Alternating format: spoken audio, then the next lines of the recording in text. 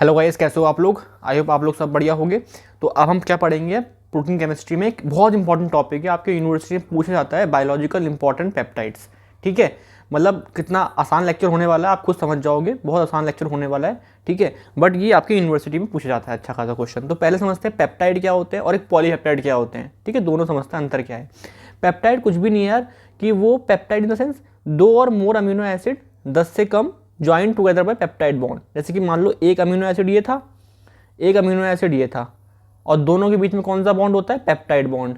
ठीक है, तो ये क्या हो गया, पेप्टाइड। अगर दो अमीनो एसिड है तो क्या बोलोगे, डाईपेप्टाइड। अब मान लो एक अमीनो एसिड और होता और इनके बीच में बॉन्ड होता तो बोलोगे तीन है, तो क्या बोलोगे आप, ट्राईपेप्टाइड। ठीक है, ऐसे ही आपका क्या हो जाएगा, अगर 8 होंगे तो ऑक्टापेप्टाइड, अगर 9 होंगे तो नैनोपेप्टाइड। तो पेप्टाइड कुछ भी नहीं है, आपके अमीनो एसिड अगर 10 से कम होंगे, है ना, 9-10 तक होंगे तो क्या बोलोगे ना, पेप्टाइड बोलोगे आप। ठीक, पेप्टाइड बोलोगे। और 10 से ऊपर निकल जाओगे तो पॉलीपेप्टाइड बोलोगे उन्हें। ठीक है, तो सिंपल सी बात है। अब हम देखेंगे हमारे बायोलॉजिकल सिस्टम में हम बहुत सारे नाम सुनते हैं। हम देखते हैं यार, आपने नाम सुना होगा एस्पार्टिमिन, ग्लूटाथायोन सुना होगा आपने नाम सुना होगा एंजियोटेंसिन सेकेंड सुना होगा, आपने ऑक्सीटोसिन सुना होगा, है ना। बहुत से कॉमन नाम हम सुनते हैं अपने आसपास। ठीक है, तो देखते हैं कि वो यार डाईपेप्टाइड है, वो प्रोटीन है, तो वो कैसे हैं। ठीक है, समझते हैं ये करके। जैसे डाईपेप्टाइड में आप बोलोगे एस्पार्टिम, ये बहुत कॉमन होगा, जो आर्टिफिशियल स्वीटनर होता है ना, जो हम करते हैं। ठीक है, आर्टिफिशियल स्वीटनर। ठीक है, तो वो भी क्या है, डाईपेप्टाइड है आपके। और ये कुछ एग्जाम्पल इसके। जो ट्राईपेप्टाइड है, इसका मोस्ट कॉमन क्या है, जिसमें ट्राईपेप्टाइड का मतलब क्या है कि 3 अमीनो एसिड होंगे, 3 अमीनो एसिड होंगे और 2 पेप्टाइड बॉन्ड होंगे, इसे बोलेंगे ट्राईपेप्टाइड। तो इसका मोस्ट इंपॉर्टेंट एग्जांपल क्या है यार, आपका मोस्ट एग्जांपल क्या है, ग्लूटाथायोन, है ना, ग्लूटाथायोन। उसके अंदर कौन कौन से 3 अमीनो एसिड होते हैं, ग्लूटामेट, सिस्टीन और ग्लाइसिन, है ना। तो इसका नाम क्या है पूरा, गामा ग्लूटामाइल सिस्टेनाइल ग्लाइसिन। ठीक है, 3 अमीनो एसिड से मिलकर बना है, इसलिए बोलूंगा इसको मैं ट्राईपेप्टाइड। ठीक है, ये आपके हर एक सेल में मिलेगा मैमल्स के, एक्सेप्ट न्यूरॉन, न्यूरॉन के अंदर नहीं मिलता है। ठीक है ना। अब ये करता क्या है, ये मेरी बात समझना, ध्यान समझना। ये क्या करेगा, मान लो यहाँ पे फ्री रेडिकल है, कुछ भी एक चीज़ है फ्री रेडिकल है ना, जो किसी का क्या कर देगी, ऑक्सीडेशन कर देगी, किसी का भी ऑक्सीडेशन कर देगी। अब मान लो यहाँ पे एक सेल बैठा हुआ है, अब ये फ्री रेडिकल इसके ऊपर जा रहा है, जा रहा है, जा रहा है, जा रहा है, इसके पास जा रहा है, और क्या कर देगा, इसका ऑक्सीडेशन और ख़त्म कर देगा इसको, इसकी मेम्ब्रेन डिस्ट्रॉय कर देगा, इसको ऑक्सीडाइज कर देगा।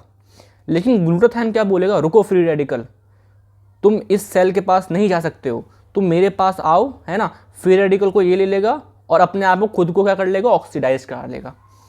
ठीक है, मतलब किसी भी एंजाइम में मान लो कोई ये ऐसे प्रेजेंट है सल्फर ग्रुप, तो उसको ऑक्सीडाइज होने से रोकेगा, मतलब एंजाइम को प्रोटेक्शन करेगा। आरबीसी की मेम्ब्रेन होती है, मेम्ब्रेन, उसको ऑक्सीडेशन से रोकेगा। ठीक है, अब मान लो आरबीसी के अंदर हीमोग्लोबिन होता है, हीमोग्लोबिन में आयरन होता है, आयरन की स्टेट कितनी होती है, Fe+2, उसको Fe+3 में जाने से रोकेगा कौन, आपका ग्लूटाथायोन। मान लो फ्री रेडिकल आया, है ना, फ्री रेडिकल बोलेगा लो भाई मैं तुम्हें कर दूं ऑक्सीडाइज और तुम हो जाओ Fe+3 में, बट ये तो बहुत बेकार चीज़ है ना। तो यहाँ पे क्या आएगा, आपका ग्लूटाथायोन आएगा, ग्लूटाथायोन आएगा, रुको रुको रुको रुको, मैं, तुम मत करो Fe+ तुम मत हो, मैं हो जाऊंगा तुम्हारी जगह। तो ग्लूटाथायोन खुद क्या हो जाएगा, ऑक्सीडाइज हो जाएगा। ठीक है, तो मतलब आपका कोई भी चीज़ को रिड्यूस है और खुद अपने आप को ऑक्सीडाइज कर लेगा और किसी भी चीज़ को ऑक्सीडेशन होने से रोक लेगा। ठीक है, तो मैं क्या इसको एंटीऑक्सीडेंट बोल सकता हूँ, हाँ, ये आपका एंटीऑक्सीडेंट होता है।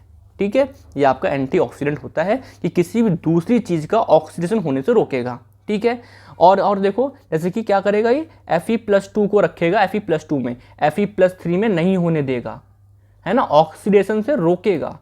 ठीक है, आरबीसी को बचाएगा, उसकी मेम्ब्रेन को बचाएगा। कैसे, वही सिंपल तरीका कि वो खुद ऑक्सीडाइज हो जाएगा और बाहर से कुछ भी चीज़ आ रही है उसको आने नहीं देगा, उसको मतलब कि बोलेगा तुम मेरे से होके गुजरो, इनको मत खराब करो। ठीक है, अब जैसे कि H2O2 होता है ना, ये बहुत हार्मफुल है, तो इसे भी क्या कर देगा, H2O में कन्वर्ट कर देगा, खुद क्या हो जाएगा, खुद आपको ऑक्सीडाइज हो गया।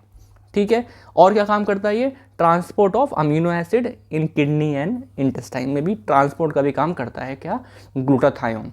एक नाम और सुना होगा आपने ट्राईपेप्टाइड के नाम पे, TRH। देखो, एक होता है आपका हाइपोथैलेमस, एक होता है पिट्यूटरी, है ना, और एक होता है मान लो थायराइड। ठीक है, तो जो हाइपोथैलेमस से पिट्यूटरी के लिए ऑर्डर आता था, ऑर्डर, उसे हम बोलते थे TRH, थायरोट्रोपिक रिलीजिंग हार्मोन, याद है, आप याद आ गया होगा, हाँ हाँ। और यहाँ से क्या आता था, थायरोट्रोपिक स्टिमुलेटिंग हार्मोन, याद आया। तो जो ये वाला है ये क्या है, वो 3 अमीनो एसिड से मिलके बना है।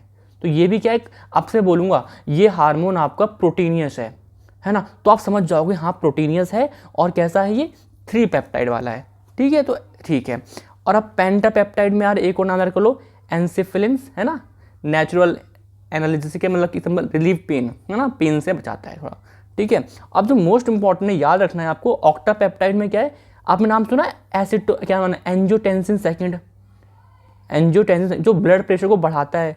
अब देखो ये नाम तो इतने कॉमन है, अगर आप फर्स्ट ईयर में हो, एमबीबीएस कर रहे हो, तो आपको एएस मैकेनिज्म, है ना, ये सब पूरा अच्छे से आना चाहिए।